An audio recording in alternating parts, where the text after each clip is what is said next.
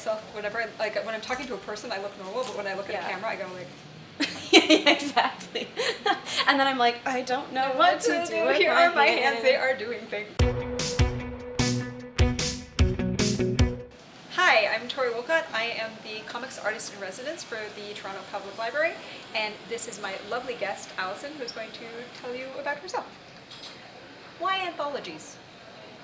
I think anthologies are really important, particularly for people who are maybe earlier in their careers. I think that they can be a really important learning process to work on a shorter piece, because creatives tend to have these, you know, magnum opus ideas that are 75 issue series or a huge graphic novel, but I think it's really important to... I have no idea what you mean. I have never done that. I don't have two space operas.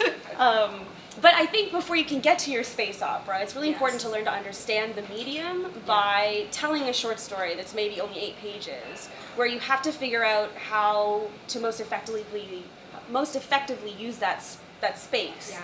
So I think they're really important from that perspective, but they're also great for bringing people together, especially now that we have the internet and social media. Creators can really use these as networking opportunities and coming together to share their own work, to find other collaborators on future projects.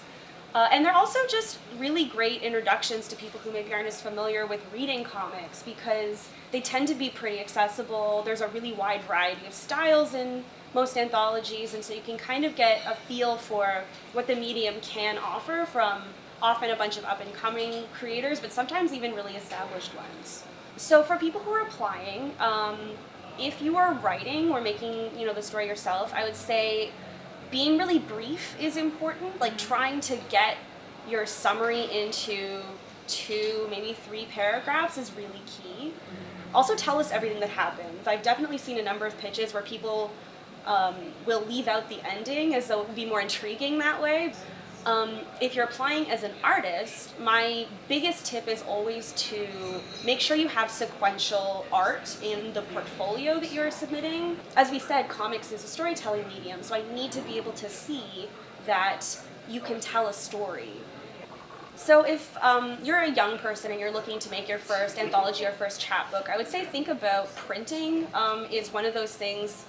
It's a problem people run into at the end, and if you realize after you've done all this work you don't know how to do it, that's devastating.